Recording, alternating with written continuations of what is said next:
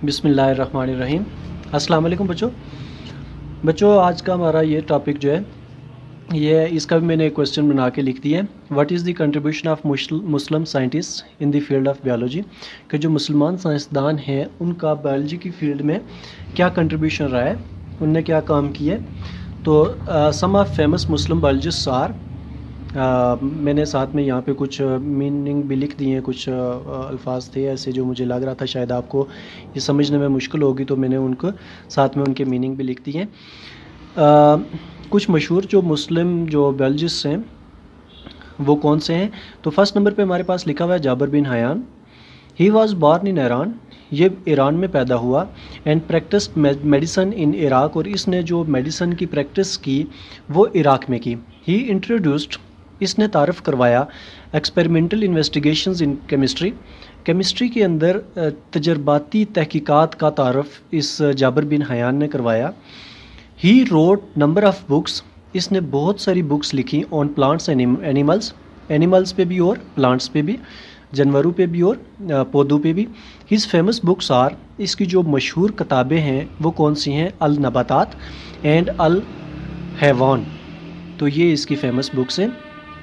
आप ये यहाँ से सिर्फ देख लें, ये इसके टोटल 3 पॉइंट मार रहे हैं और ये 3 पॉइंट में ये आपका क्वेश्चन कंप्लीट हो जाएगा। आप यहीं से इसका स्क्रीनशॉट लेके भी आप अपने पास इसके नोट्स भी रख सकते हैं। दूसरा यहाँ पे लिखा हुआ है Abdul Malak असमई।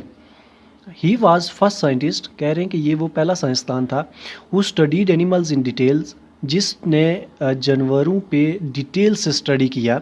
His famous books are अल अबेल, कह रहे हैं इसकी जो मशहूर किताबें हैं उसमें एक किताब अल अबेल है। अबेल कैमल को कहते हैं, यानी ऊँट को कहते हैं। अल खेल, खेल जो है वो हॉर्स को कहते हैं। और एक इसकी है अल वहूश, वहूश जो है ये भी एनिमल्स को कहते हैं। और एक इसकी बुक जो है वो है खल्कल इंसान। तो आपने ये बुक्स के नाम मस्ट आपने ये याद रखने, ये आपको MCQs में भी आ सकता है और ये शार्ट क्वेश्चन में भी आ सकता है। उसके बाद थर्ड जो साइंटिस्ट है वो है Abu Ali Sina. He was called founder of medicine and Avicenna in the west, इसको फाउंडर ऑफ मेडिसन भी कहा जाता है और वेस्ट में मगरब में इसको एविसीना के नाम से जाना जाता है। ही वाज अ फिजिशियन, ये एक फिजिशियन भी था यानी तबीब भी था। फ़िलासफ़र, एक फ़लसफ़ी भी था। एस्ट्रोनॉमर, एक माहिर फ़ल्कियात भी था। एंड अ पोइट, और ये एक शायर भी था।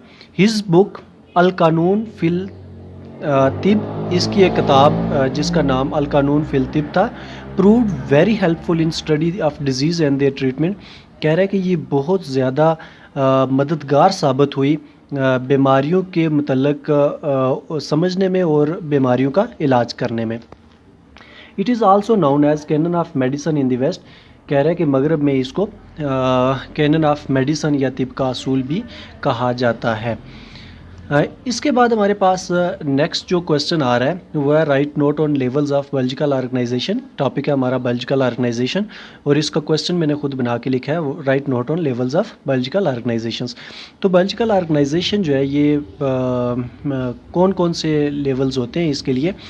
तो पहले तो इसको आप समझ लें कि बेसिकली जो ह्यूमन बॉडी है वो मुख्तलिफ बायो एलिमेंट्स से मिलके बनी हुई होती है और फिर वो एलिमेंट्स जो है वो आपस में मिलते हैं, फिर वो मॉलिक्यूलर लेवल तक आ जाते हैं और फिर आगे टिश्यू लेवल तक चले जाते हैं, फिर ऑर्गन बन जाते हैं। तो बेसिकली बायोलॉजिकल ऑर्गेनाइजेशन में हम यही सारी चीज़ें डिटेल से डिस्कस करेंगे। फर्स्ट हमारा जो पॉइंट है वो लिखा हुआ है सब एटॉमिक और एटॉमिक लेवल, कि जो एटॉमिक जो एटम्स जो बायो एलिमेंट्स हैं वो कौन कौन से बॉडी के मेकअप में, बॉडी को बनाने में काम कर रहे होते हैं।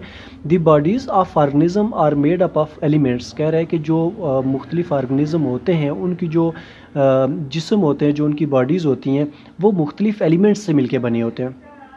Out of 92 naturally occurring elements, कह रहा है कि जो टोटल 92 जो कुदरती तौर पर पाए जाने वाले एलिमेंट्स हैं, 16 kinds make the body mass of organism, इनमें से 16 किस्म के जो एलिमेंट्स हैं वो बॉडी को बनाने में वर्क कर रहे होते हैं। These elements are called bio elements, और इनको आप क्या कहते हैं, bio elements. Out of these bio elements, कह रहे हैं कि इन बायो एलिमेंट्स में only 6 make 99% of body mass, जो 6 बायो एलिमेंट्स हैं वो ऑलमोस्ट बॉडी का 99% पार्ट बना रहे होते हैं। और वो 6 बायो एलिमेंट्स कौन से हैं? उसमें एक O है यानी ऑक्सीजन, C है यानी कार्बन, H है यानी हाइड्रोजन, N है यानी नाइट्रोजन, Ca है यानी कैल्शियम एंड P है जो फास्फोरस के लिए है। तो ये जो 6 बायो एलिमेंट्स हैं ये मिल के तो बॉडी का 99% पार्ट बना रहे होते हैं। अदर 10 जो बाकी 10 हैं मेक 1% ऑफ बॉडी मास। ये 1% बॉडी मास जो बॉडी का 1% जो पार्ट रह जाता है उसको बनाने में काम करते हैं। और उसमें हमारे पास ये 10 बायो एलिमेंट्स कौन से हैं? K है यानी पोटाशियम, S है यानी सल्फ़र, Cl है यानी क्लोरीन, Na है यानी सोडियम, Mg है यानी मैग्नीशियम, Fe है यानी आयरन, Cu है यानी कॉपर, Mn है यानी मैंगनीज, Zn है यानी जिंक एंड I है, और I कौन सा है? आयोडीन। अच्छा, फिर ये बायो एलिमेंट्स जो हैं ये मिल के तो क्या बनाते हैं? ये फिर एटॉमिक लेवल से, ये तो एटम्स है सारे जो अभी तक हमने पढ़े हैं या बायो एलिमेंट्स हैं। तो ये जब बायो एलिमेंट्स आपस में मिलते हैं तो ये फिर मॉलिक्यूलर लेवल तक आ जाते हैं। तो दूसरा हमारे पास कौन सा लेवल है? Molecular level. इन ऑर्गेनिजम्स कह रहा है कि ऑर्गेनिजम्स में the atoms of different bio elements combined and make bio molecules, कि ये जो मुख्तलिफ बायो एलिमेंट्स होते हैं ये आपस में मिलते हैं, कंबाइन होते हैं, मिलते हैं एंड मेक बायो मॉलिक्यूल्स, और क्या चीज़ बना देते हैं? Bio molecules. 2 तरह के बायो मॉलिक्यूल्स होते हैं। Low molecular weight are called micro molecules. Micro mean आपको पता है जो बहुत छोटा होता है, एक माइक्रो होता है, एक मैक्रो होता है। माइक्रो जो है वो छोटे मॉलिक्यूल्स होते हैं, मैक्रो मॉलिक्यूल्स जो हैं ये बड़े मॉलिक्यूल्स होते हैं। तो लो मॉलिक्यूलर वेट जो मॉलिक्यूल्स होते हैं उनको आप माइक्रो मॉलिक्यूल्स कहते हैं, जिसमें हमारे पास ग्लूकोज आ जाता है, अमाइनो एसिड्स आ जाते हैं। उसके बाद मैक्रो मालिक्यूल्स क्या है? Micro molecules combine and make larger bio molecules. कह रहा है कि ये जो माइक्रो मालिक्यूल्स होते हैं यानी ग्लूकोज और अमाइनो एसिड्स वगैरह ये आपस में मिलते हैं और बड़े मालिक्यूल्स बनाते हैं, और बड़े मालिक्यूल्स को आप क्या कहते हैं? मैक्रो मालिक्यूल्स कहते हैं। और मैक्रो मालिक्यूल्स कौन से हैं आपके पास? प्रोटीन्स और लिपिड्स आ जाते हैं।